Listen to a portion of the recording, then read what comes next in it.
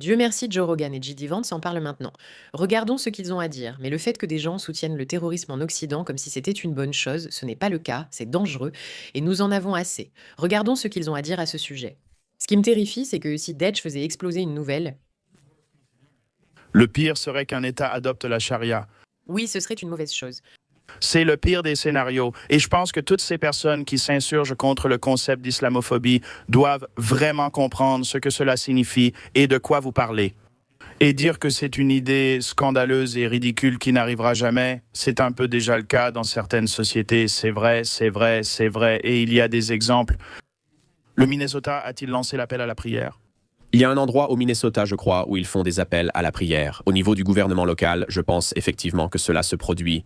Ça devient vraiment bizarre. Oui, des choses comme ça commencent à devenir vraiment bizarres. Et quand il y a des gens qui disent ouvertement que leur objectif est, et ils en ont parlé à Toronto, certains militants affirment que notre but est de faire plus d'enfants que les non-musulmans, de voter leur éviction et d'instaurer la charia. C'est ce qui arriverait à un couple gay.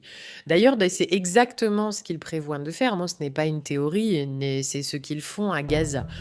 Exécuté selon la loi islamique, l'islam n'approuve pas l'homosexualité. L'islam n'approuve pas l'homosexualité. D'accord? Donc, Voudriez-vous voir la charia au Canada remplacer la loi canadienne? À un moment donné, oui, ça arrivera, vous savez, parce que nous avons des familles, nous faisons des enfants. Votre population est en déclin, n'est-ce pas? D'ici 2016, les musulmans seront le plus grand groupe religieux au monde. Qu'allez-vous faire alors? Nous devons notre allégeance et notre loyauté avant tout à notre religion, pas à la reine. Pour être honnête, quand je suis allé pour ce qu'on appelle le serment, je suis resté silencieux, je n'ai rien dit. C'était à vous de vous assurer que je le dise. Si je n'ai rien dit, je ne suis pas responsable. C'est comme un musulman dans une nation occidentale sur une terre amérindienne. Un jour, le Canada pourrait devenir à majorité musulmane, sous vos yeux. Sous vos yeux, une majorité musulmane va s'installer au Canada. Les femmes devront porter des burqas sous vos yeux, c'est ce qu'ils disent. C'est très effrayant. Les femmes doivent porter des burqas. Ça fonctionne? Ouais, la vraie tyrannie religieuse se trouve de plus en plus dans les sociétés occidentales où il y a eu un grand afflux d'immigrants qui ne s'assimilent pas forcément aux valeurs occidentales, mais qui tentent d'imposer une tyrannie religieuse au niveau local. Si tu crois que ça ne peut pas arriver au niveau national, tu es fou. C'est complètement fou, que ce soit leur plan, qu'ils ne le cachent pas, qu'ils ne se retiennent pas.